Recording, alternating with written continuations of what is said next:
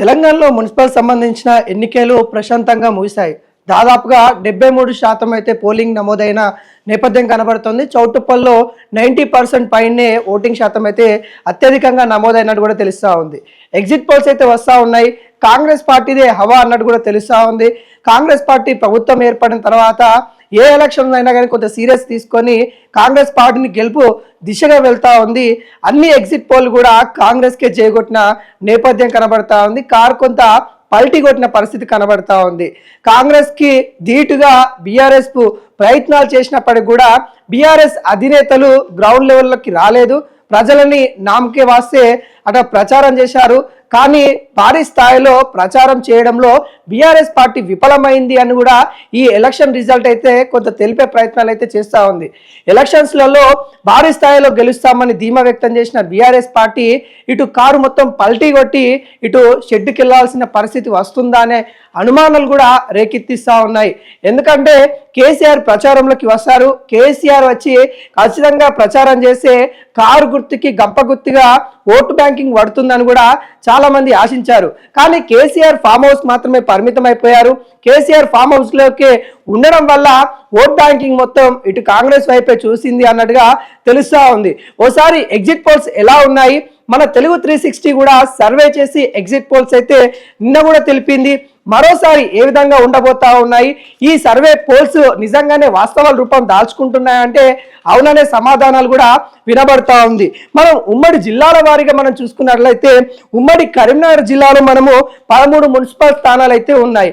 అక్కడ మన సర్వే ప్రకారము మనం కూడా అక్కడ చూసిన రాజకీయ పరిణామాల ప్రకారము అటు కాంగ్రెస్ పార్టీకి 7, అటు బీఆర్ఎస్ పార్టీకి 2, బీజేపీకి 4 స్థానాలు వచ్చే అవకాశాలు అయితే కనబడతా ఉన్నాయి.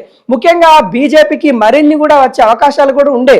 కాకుంటే అక్కడ బీజేపీ నేతల మధ్య కొంత వివాదం రావడము, అక్కడ బీజేపీ కార్యకర్తలు రెబల్ క్యాండిడేట్లు అత్యధికంగా ఉండడం వల్ల అక్కడ బీజేపీకి 4 స్థానాలు అయితే వచ్చే పరిస్థితి కనబడతా ఉంది. అటు ఈటల రాజేందర్ వర్సెస్ ఇటు బండి సంజయ్ వీళ్ళ యొక్క అనుచరుల మధ్య కూడా భారీ స్థాయిలో పోటీ జరిగిందన్నట్టు కూడా తెలుస్తా ఉంది.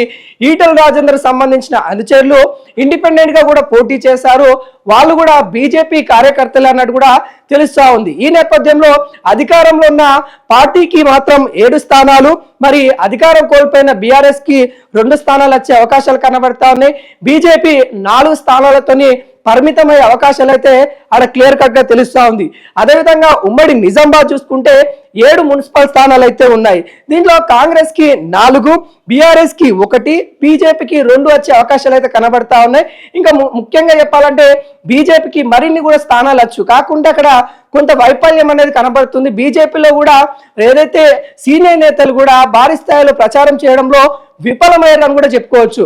ముందు నుండి కూడా కొంతవరకు బీజేపీ కొంత అలసటగానే తీసుకుందని కూడా చెప్పుకోవచ్చు. కొంత నెమ్మదిగానే వెళ్ళిన పరిస్థితి కనబడుతూ ఉంది. లాస్ట్ మూమెంట్ లో అటు పైడి రాకేష్ రెడ్డి కావచ్చు, ధర్మపురి అరవింద్ కావచ్చు, వీళ్ళందరూ ప్రయత్నాలు చేశారన్నట్టు కూడా మనకైతే తెలుస్తా ఉంది. కానీ అధికారంలో ఉన్న కాంగ్రెస్ పార్టీకే ఉమ్మడి నిజామాబాద్ ప్రజలు కూడా జై కొడుతూ ఉన్నారు అన్నట్టు కూడా మనమైతే చెప్పుకోవచ్చు. అదేవిధంగా ఉమ్మడి ఆదిలాబాద్ కూడా మనం చూసుకున్నట్లయితే అక్కడున్న 10 మున్సిపల్ స్థానాలకి 6 కాంగ్రెస్ కి, 1 బీఆర్ఎస్ కి, 3 బీజేపీకి వచ్చే అవకాశాలు కనబడతా ఉన్నాయి. కొంత మహారాష్ట్ర సంబంధించిన అంటే ఆ బార్డర్ లో ఆదిలాబాద్ ఉంటుంది కాబట్టి అక్కడ ఓట్ బ్యాంకింగ్ కూడా కొంత బీజేపీ వైపు చూస్తా ఉన్నారన్నట్టు కూడా మనకైతే తెలుస్తా ఉంది. అక్కడ బీఆర్ఎస్ పార్టీ కొంత విఫలమైనట్టు కూడా తెలుస్తా ఉంది. అక్కడ ఉన్న నేతలు కూడా ప్రచారంలో అంత చురుగ్గా పాల్గొనలేదన్నట్టు కూడా మన సర్వేలు అయితే తెలుస్తా ఉంది. కొంతవరకు ప్రజల్లోకి వెళ్ళడానికి బీఆర్ఎస్ పార్టీ ఆలోచించిందా, లేకుంటే అక్కడ నాయకత్వం లోపం అనేది కూడా కొంత ఆదిలాబాద్ ఉమ్మడి ఆదిలాబాద్ లో అయితే కనిపించిన పరిస్థితి కనబడతా ఉంది. అక్కడ 6 స్థానాలు మాత్రం అక్కడ ఉన్న 10లలో 6 స్థానాలు అయితే అధికారం ఉన్న పార్టీకి మరి దాదాపుగా జైకొట్టినట్టే తెలుస్తా ఉంది. మరి అదేవిధంగా ఉమ్మడి నల్గొండ కూడా మనం చూసినట్లయితే 17 మున్సిపల్ స్థానాలు అయితే ఉన్నాయి. ఈ 17 మున్సిపల్ స్థానాల్లో మనం గమనించినట్లయితే 17కి 17 కాంగ్రెస్ పార్టీ గెలిచే అవకాశాలు ఉన్నాయి.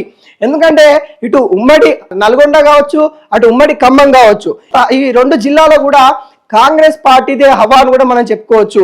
ఉన్న 17 స్థానాలలో దాదాపుగా 14 నుండి 15 అయితే కాంగ్రెస్ పార్టీ పక్కా గెలుస్తుందని కూడా చెప్పుకోవచ్చు. మరొక స్థానం ఇటు బీజేపీ గెలిచే అవకాశాలు కనబడతా ఉన్నాయి. బీఆర్ఎస్ కూడా 1-2 గెలిచే అవకాశాలు అయితే ఉన్నట్టు కూడా తెలుస్తా ఉంది. అక్కడ రెబల్ క్యాండిడేట్ కూడా కాంగ్రెస్ పార్టీకి సంబంధించిన రెబల్ క్యాండిడేట్ కూడా అత్యధికంగా ఉన్నట్టు కూడా తెలుస్తా ఉంది. అటు కోమటిరెడ్డి కూడా చాలా ప్రయత్నాలు చేశారు, అటు రాజగోపాల్ రెడ్డి కూడా చాలా ప్రయత్నాలు చేశారు అన్నట్టు కూడా తెలుస్తా ఉంది. రాజగోపాల్ రెడ్డి తన యొక్క ఓట్ బ్యాంకింగ్ ఏదైతే ఉందో గంపగుత్తిగా పడిపోతుందనే చెప్పుకోవచ్చు. కాంగ్రెస్ పార్టీలో రాజగోపాల్ రెడ్డి, కోమటిరెడ్డి వెంకటరెడ్డి వీళ్ళ బ్రదర్స్ ఉండడం నల్గొండ ఓట్ బ్యాంకింగ్ మొత్తం ఇటు కాంగ్రెస్ వైపే మున్సిపల్ ఎన్నికలలో పడ్డాయి అన్నట్టు కూడా మనం చెప్పుకోవచ్చు. నల్గొండ మొత్తం కాంగ్రెస్ మయమే గెలవబోతుందని కూడా మనం కరాఖండిగా చెప్పుకోవచ్చు. అదేవిధంగా ఉమ్మడి మహబూబ్ నగర్ చూసుకున్నట్లయితే 18 మున్సిపల్ స్థానాలు అయితే ఉన్నాయి. ఇక్కడ కూడా దాదాపుగా అధికారంలో ఉన్న కాంగ్రెస్ పార్టీకి 11 స్థానాలు వచ్చే పరిస్థితి కనబడతా ఉంది. మరియు బీఆర్ఎస్ కు 2, మరి ఇక్కడ బీజేపీ కూడా 4 నుండి 5 స్థానాలు గెలిచే అవకాశాలు కనబడతా ఉన్నాయి. డికే అరుణ గారు కావచ్చు, అక్కడ ఉన్న నాయకత్వం బీజేపీ నాయకత్వం కావచ్చు, ఆ మక్తలకు సంబంధించిన 6వ డివిజన్ లో మహాదేవ్, ఎరకల మహాదేవ్ అనే వ్యక్తి ఆత్మహత్య కావచ్చు. ఇవన్నీ పరిణామాలు మనం చూసుకున్నట్లయితే బీజేపీకి కొంత సానుభూతి ఓట్లు అయితే పడే అవకాశాలు కనబడతా ఉన్నాయి. బీజేపీకి కొంత అనుకూలంగా ఓట్లు పడే అవకాశాలు ఉన్నాయి కాబట్టి అక్కడ కూడా 3 నుండి 4 స్థానాలు బీజేపీ గెలిచే అవకాశాలు కనబడతా ఉన్నాయి. కానీ అధికారంలో ఉన్న కాంగ్రెస్ పార్టీకి 11కు పైనే స్థానాలు వచ్చే అవకాశాలు కనబడతా ఉన్నాయి. ఇక ఉమ్మడి ఖమ్మం, ఇందాకనే చెప్పుకున్నాం, ఉమ్మడి ఖమ్మం జిల్లాలో మొత్తం 7 స్థానాలు మున్సిపల్ స్థానాలు అయితే ఉన్నాయి. దాదాపుగా 6 స్థానాలు అయితే కాంగ్రెస్ అయితే గెలుస్తుంది. ఇంకొక స్థానం అక్కడ టీడీపీ, సిపిఎం, సిపిఐ పొత్తు కూడా వస్తూ ఉన్నాయి. అంటే ఆ పొత్తు కూడా అంటే మొత్తం ఏదైతే గుమ్మిగూడి వస్తూ ఉందో ఆ నేపథ్యంలో 1-2 స్థానాలు కాంగ్రెస్ అటు చాలా తక్కువ ఓట్లతోని ఓటమి పాలే అవకాశాలు ఉన్నాయి. కానీ అత్యధికంగా అంటే 7 స్థానాలు కూడా గెలిచే అవకాశాలు కూడా ఉన్నాయి, లేదని అయితే చెప్పలేము. ఎందుకంటే అక్కడ ఉన్న మంత్రివర్గం కావచ్చు, అటు డిప్యూటీ సీఎం బట్టి విక్రమార్క మల్లు కావచ్చు, లేకుంటే అక్కడ ఉన్న పొంగులేటి శ్రీనివాస్ కావచ్చు, వీళ్ళ యొక్క నాయకత్వంలో కాంగ్రెస్ పార్టీకి ప్రచారం చేయడంలో కాంగ్రెస్ పార్టీ చాలా జోష్ చూపించిందని కూడా చెప్పుకోవచ్చు. ఈ నేపథ్యంలో ఉమ్మడి ఖమ్మం మొత్తం కాంగ్రెస్ మయమే అయిపోతుంది. హస్తం గుర్తుకే అత్యధికంగా ఓట్లు పడ్డాయి అన్నట్టు కూడా మనం చెప్పుకోవచ్చు. కానీ ఒక స్థానం అటు ఇటు అవ్వచ్చు, కానీ ఉన్న 7 స్థానాల్లో కాంగ్రెస్ పార్టీ అయితే జోరుగా ఓట్ బ్యాంకింగ్ నమోదు చేసుకుందని కూడా చెప్పుకోవచ్చు. సో ఉమ్మడి వరంగల్ నుండి మనం చూసుకున్నట్లయితే మున్సిపల్ స్థానాలు 12 అయితే ఉన్నాయి. దీంట్లో అధికారంలో ఉన్న కాంగ్రెస్ పార్టీ వైపే వరంగల్లో కూడా కొంత హవా నడుస్తూ ఉందని కూడా చెప్పుకోవచ్చు. దాదాపుగా 8 నుండి 9 అయితే కాంగ్రెస్ పార్టీ అయితే ఖరారుగా విజయం సాధిస్తుందని కూడా చెప్పుకోవచ్చు. అటు కడియాసిఆర్ కావచ్చు, అటు కొండా సురేఖ కావచ్చు, సీతక్క కావచ్చు, వీళ్ళైతే ప్రచారంలో జోరు చూపించారు. గెలిచే అవకాశాలు అత్యధికంగా ఉన్నాయని కూడా చెప్పుకోవచ్చు. అదేవిధంగా ఇటు బీఆర్ఎస్ సంబంధించిన వాళ్ళు కూడా ఒక 3 నుండి 4 స్థానాలు గెలిచే అవకాశాలు అయితే మనకు వరంగల్ కనబడతా ఉన్నాయి. అత్యధికంగా కాంగ్రెస్ పార్టీ అధికారంలో ఉన్న కాంగ్రెస్ పార్టీ వైపే జయగొడుతుందని కూడా చెప్పుకోవచ్చు. కాంగ్రెస్ పార్టీకి 8, బీఆర్ఎస్ పార్టీకి 3, ఇండిపెండెంట్ క్యాండిడేట్లు 1-2 గెలిచే అవకాశాలు కూడా ఉన్నాయన్నట్టు కూడా తెలుస్తా ఉంది. ఆ తొర్రూరుకు సంబంధించిన ఆ మున్సిపల్ దగ్గర కూడా ఇండిపెండెంట్ అభ్యర్థులు కావచ్చు, జనసేనకు సంబంధించిన వాళ్ళు కూడా గెలిచే అవకాశాలు ఉన్నాయన్నట్టుగా మనకైతే తెలుస్తా ఉంది. కానీ అత్యధికంగా కాంగ్రెస్ పార్టీ విజయం సాధించబోతుందని కూడా మనం చెప్పుకోవచ్చు. ఇక ఉమ్మడి మెదక్, ఇప్పటిదాకా చెప్పిన జిల్లాలన్నీ ఒకెత్తైతే ఉమ్మడి మెదక్ జిల్లా మాత్రము బీఆర్ఎస్ అడ్డాగా నిలిచిపోయింది. బీఆర్ఎస్ లో ఏవైతే ఆ స్థానాలు అయితే ఉన్నాయో మొత్తం కారు గుర్తుకే గంపగుర్తిగా ఓట్లు పడ్డాయి అన్నట్టు కూడా మనకు తెలుస్తా ఉంది. మెదక్ లో ఉమ్మడి మెదక్ లో 19 స్థానాలు ఉంటే 19 స్థానాలు అయితే ఉంటే 19 స్థానాల్లో 12కు పైనే బీఆర్ఎస్ గెలిచే అవకాశాలు కనబడతా ఉన్నాయి. 12 పైనే గెలుస్తాయి అన్నట్టు కూడా మన సర్వేలో అయితే తెలుస్తా ఉంది. అంటే ఒకటి అటు ఇటు అయినా కానీ 11-12 అయితే బీఆర్ఎస్ పార్టీ గెలుస్తుంది. అదేవిధంగా కాంగ్రెస్ పార్టీ 6 నుండి 5 స్థానాలు గెలిచే అవకాశాలు కనబడతా ఉన్నాయి. ఇక బీజేపీ 1-2 గెలిచే అవకాశాలు అయితే కనబడతా ఉన్నాయి. మాక్సిమం బీజేపీ గెలిచే అవకాశాలు కూడా ఉమ్మడి మెదక్లో లేవని కూడా చెప్పుకోవచ్చు. కానీ ఒకటైతే కొంత పోటీతత్వం ఉందన్నట్టు కూడా మనకైతే తెలుస్తా ఉంది. ఏది ఏమైనా కానీ ఉమ్మడి మెదక్ జిల్లాలో బీఆర్ఎస్ గులాబీమయం అయిపోతా ఉంది. బీఆర్ఎస్ గెలిచే అవకాశాలు కనబడతా ఉన్నాయి. సీనియర్ నేతలు అంటే బీఆర్ఎస్ నుండి అధినేతలు ఎవరైతే కేసీఆర్ కావచ్చు, హరీష్ రావు కావచ్చు, అటు సిరిసిల్ల కేటీఆర్ కావచ్చు, వీళ్ళ ప్రభావితం అత్యధికంగా ఉంటుందని కూడా చెప్పుకోవచ్చు. వీళ్ళు అక్కడ గెలిచే అవకాశాలు అయితే ఎక్కువ ఉన్నాయని కూడా మనం చెప్పుకోవచ్చు. అదేవిధంగా ఇక రంగారెడ్డి జిల్లా చూస్తే 13 మున్సిపల్ స్థానాలు అయితే ఉన్నాయి. ఇక్కడ కూడా కాంగ్రెస్ పార్టీ అధికారంలో ఉన్న కాంగ్రెస్ పార్టీకే జయగొట్టిరు ప్రజలు. దాదాపుగా 8 నుండి 9 స్థానాలు అయితే మరి కాంగ్రెస్ పార్టీ గెలిచే అవకాశాలు కనబడతా ఉన్నాయి.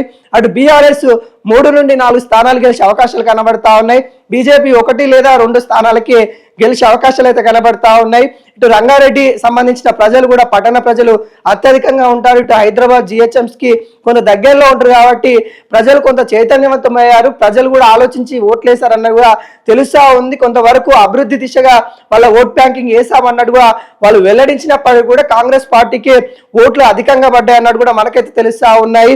మరి ఉన్న ఏవైతే మిగతా కార్పొరేట్ సంబంధించిన 7 స్థానాలు అయితే ఉన్నాయో ఆ 7 స్థానాలు కూడా అత్యధికంగా మరి కాంగ్రెస్ పార్టీ వైపే ప్రజలు మొగ్గు చూపారన్నట్టు కూడా తెలుస్తా ఉంది. దాదాపుగా 5 స్థానాలు అయితే కాంగ్రెస్ పార్టీ దక్కించుకుంటుంది అన్నట్టు కూడా మనకైతే క్లియర్ కట్ గా తెలుస్తా ఉంది. 2 అటు ఇటు అయ్యే అవకాశాలు అయితే కనబడతా ఉన్నాయి. మిగతా అన్ని కూడా కాంగ్రెస్ పార్టీ అకౌంట్లకే వెళ్తా ఉన్న పరిస్థితి కనబడతా ఉంది. మొత్తం ఓట్ బ్యాంకింగ్ కూడా దాదాపుగా నిన్న మహేష్ కుమార్ గౌడ్ చెప్పడం అయితే జరిగింది.